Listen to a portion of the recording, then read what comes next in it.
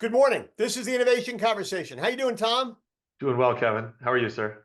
Doing great. Feeling really good because the Mets actually have had a. I think we've won now 3 straight series. You're a Mets fan. It's like, oh my God, after the really awful beginning to the season, it feels like, it feels like at least there's something to root for. Hope is springing eternal, but we know how these seasons go. So Well, it's a long way. I'd like to think that unlike last year when they just threw a lot of money at the problem and it didn't work out, maybe now they're building something sustainable and which is a good, well, we'll see at the end of the year whether it's a good business lesson or not. Absolutely. I wanted to talk to you this week about Andy Jassy's letter to shareholders. Came out last week. I wrote about it. Um, I thought it was interesting, but you have a more informed perspective on these things than I do, having been there for a number of the shareholder letters. So I wanted to get your sort of your first reaction to it. I think we both would say it was a little long. Yeah, it was definitely long. I think it opened, in a way that you would expect where, there was commentary on the business performance. I mean, the growth numbers at Amazon, almost 30 years into the business, still growing, top line over double digits, some segment information that was super interesting in there. Thought the 20% in their essentials business growth at this stage should scare the heck out of retailers everywhere, that they're still growing at that level. So I think that, piece did make a lot of sense, and that was good. It was fairly pedestrian, but that was good. I think it was really interesting to hear about the retail side innovations that are delivering big value, particularly around shipping speeds, the configuration of the network, right? What that's doing for customers today, what that might enable them to do tomorrow, particularly in the grocery business, if you could start to layer in additional grocery products around this notion of same day and fast delivery. Right. So I think that was all really good, and super compelling, and should make shareholders feel good. It certainly talks about the ways that they're delivering on customers and for customers. And I think it should give concern to competitors, or at least put competitors on notice that Amazon's not slowing down. I think he definitely went deep in many things, kind of AWS related. I think kind of the transition between the business and AWS, when he talked about primitives, those kind of small building blocks of the business, and what a primitive is. It's a discrete, building block that if it can be divided into two, you divide it. So it's a block that's in its smallest form, that ultimately can be configured with other blocks to develop new offerings. I think that was good commentary, if not lengthy. Um, and I think the AWS commentary in general was extensive, not surprising given his background. Yeah. And I Well, it think the was AI, it was written like it was written by somebody who used to run AWS, right? And my feeling, and this is my sort of an editorial comment on it, would be that he kind of lost the story. He got so deep into the weeds in terms of technology, most of which, I mean, I would think of a lot of which most shareholders have no idea what that is, and that could be a different communication, right? But that in terms of trying to communicate to shareholders about where the company has been and where it yeah. is going, a 6-page press release instead of something that was 5,500 words, and which I checked. It's compared. Jeff Bezos' original one in '97 was just 1,600 words. Now, Well, I know the article that I clicked on to read it within, well, it was an article. It was actually the letter itself, because it was on the About Amazon site, which is run by Amazon. It said it was a 28-minute read. I said, 28-minute read. Now I read it faster than that, but yeah. if you really were to absorb it, I think it would be a full 28 minutes.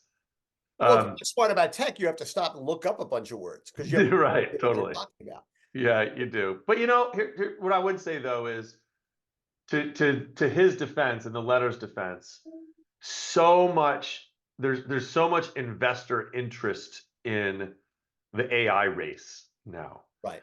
And I think it's important to have your strategy understood at the right level by Wall Street.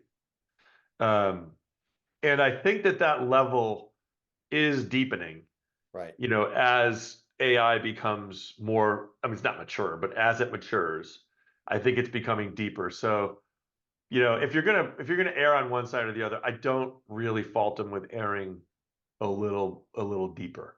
So when you talk about, And I do think the way, go ahead. Okay, finish. no, I say I do think the way that they talk about the in Gen AI particularly, where they talk about the three levels, the kind of fundamental creation of model level, the mid using of model level, and the high application level. Um, I think that that's important for, that's the way they think about it. I'm not sure that others think about it exactly the same way, but I think it's important that investors understand that. Right. So, but definitely deep. I mean, it was. I mean, gosh, the letter was probably 60%, Yeah. 70%, AWS type commentary. I have a larger picture question to ask you in a second, but first, when you talk about primitives, because there was a lot of focus on primitives, and I didn't really understand it. I mean, I'm not tech savvy enough to understand it. Give me 30 seconds on what a primitive is. Yeah, and this isn't necessarily that easy to do. And he gave a couple of examples of primitives in the letter. Um, we used to think about something that was kind of close to a primitive when we called it a microservice, right? It was a distinct technical capability that could could run on its own, or could be unplugged from one place and plugged into another place and run. So like payments, could be a microservice.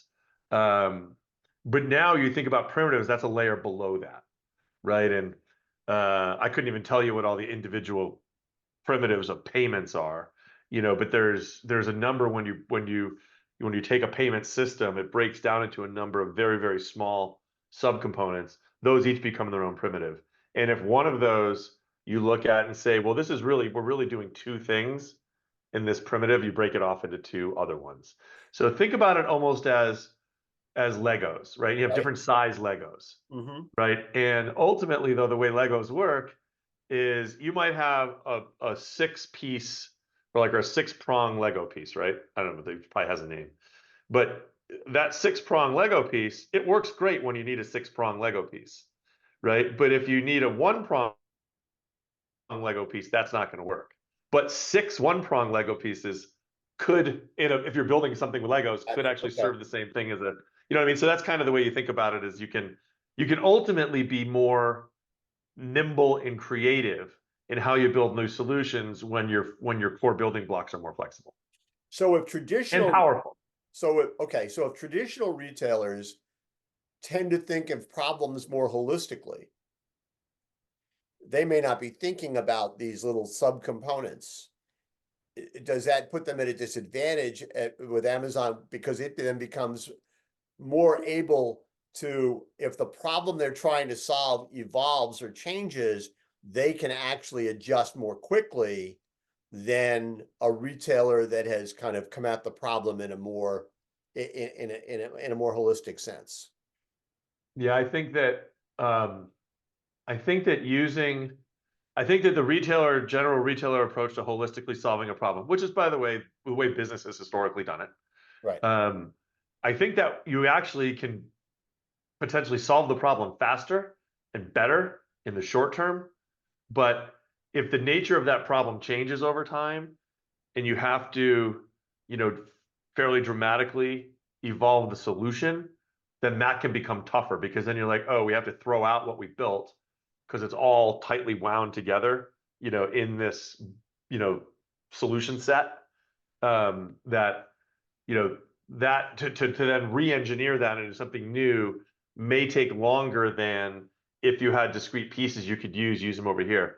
I don't think retailers should stop solving problems holistically. Like, I think you really need to understand and solve them holistically, but I think also understand the subcomponents of what you're putting together for that solution, and do your best to make them so that they can be, decoupled down the road. It's a mindset. Again, it's taken Amazon, 20 years, probably the last 20 years, they've refined this notion of the primitive. Yeah. So it's going to take a while for a retailer to evolve how they do that. I suspect, like with Suresh, in at Walmart, and and some other folks that have come from Amazon, that they've instilled that type of thinking at Walmart. So I think a lot of the things you're seeing Walmart deliver are based on that, and it may slow down the initial delivery of a solution, but it'll make that solution a lot more agile going Well, forward. well, in some ways, that's it. That's sort of the definition of adaptive retail, right? And Yes. problems almost never stay static. No. I mean, that's a No, they don't. pretty good Yeah. bet. Because here's the other big question I wanted to ask you, which is something they did not talk about at all in the letter, and was, some of the challenges they're facing, legal, regulatory. He didn't even mention them. Yeah. Now, I'm not saying that he should go into full defensive mode, and I'm not sure he should admit to any problems. I don't think he probably feels that way. But at some level, I mean, I'm a big believer in, if you got a problem, hang it on the chandelier so everybody can see it. Yeah. Don't um, don't pretend it's not there, because then everybody thinks, well, but it's there. Why are you pretending it's not there? Do you think he would have been that he would have been better off, as part of his narrative, to say, hey, listen, let's not pretend we don't have issues, but we are confident in how our position. We are constantly thinking about how Yeah. to address these challenges and the ones that we face down the road, and acknowledge that as a company that is as ambitious and aggressive as Amazon, this is going to be always part of our lives. So don't let, 100%. oh, by the way, as a shareholder, don't let that spook you. No, 100%. And that is, I did distinctly get that feeling as I was reading. And I was thinking particularly about two of the more controversial kind of consumer facing elements of late. One being, well, I guess customer facing is the additional seller fees, Right. and the increases in seller fees and the types of seller fees. And of course, sellers to them are one of their customers. And then the Prime Video, the ad-free $3 a month increase. Those were two. As I was reading it, I did feel like, to your point, you should definitely be comfortable acknowledging that you have to make some trade-offs in decisions. As you're building this business, you are serving, you're serving customers and you're serving shareholders. Now, customers come first, and Amazon has always been very clear about serving customers comes first. And they should also say, though, of course, it is important for us to deliver increasing value to our shareholders. And sometimes in making those determinations, we might not always get it right. But trust that we continue to learn, from these decisions that we make. And hopefully we can improve our decision-making process Right. going forward. And, to your point also, this should not spook you at all. Like, we're moving fast.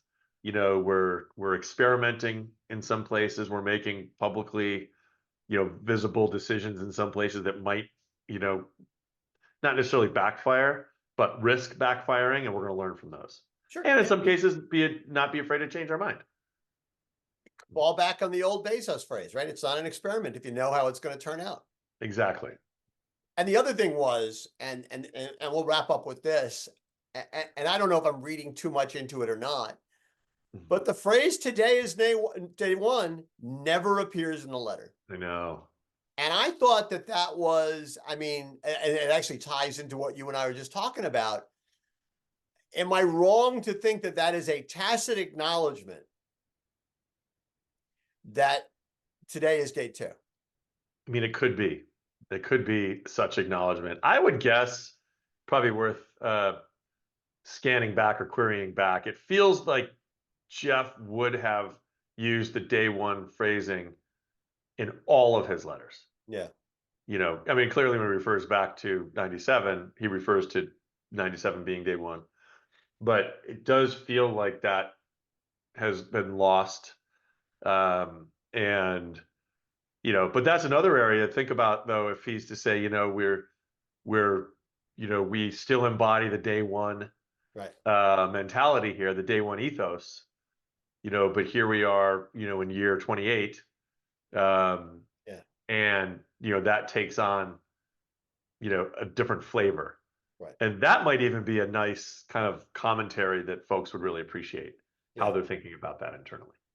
Yeah, I mean, I have to believe that, you know, if I were writing his speeches or writing his letters, or I'm in comms, high up in comms at Amazon, you know, I want that phrase in there, because it's as important a phrase to Amazon's culture and ethos as any phrase.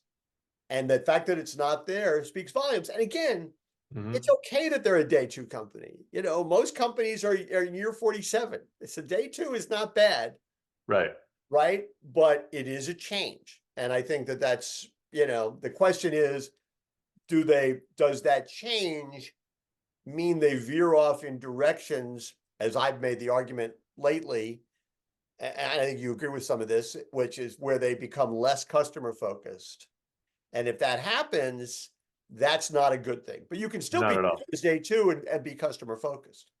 100%. Yeah. No, I think that I think, you know, that it's that day one approach, you know, to customers and innovating on behalf of customers in the spirit around that.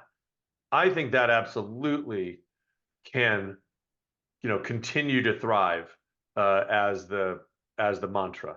Yeah. Yes, but maybe underneath the hood, you got to be a little bit more Right. scalable, a little bit more ironclad, right? Um, you know, a little bit more kind of industrial in your approach. That's not necessarily bad. You know, Yeah. you definitely want to keep innovating. You want to keep that spirit in there. But I do think that, yeah, that customer facing front, you know, I think it's imperative that Yeah. they keep that day one ethos. Great place to stop. As always, thank you. I always come out of these smarter, or at least more informed. I'm not sure I'm capable. No, this was a fun conversation. So, okay, I'll see you in a couple of weeks. Take care. Let's go Mets.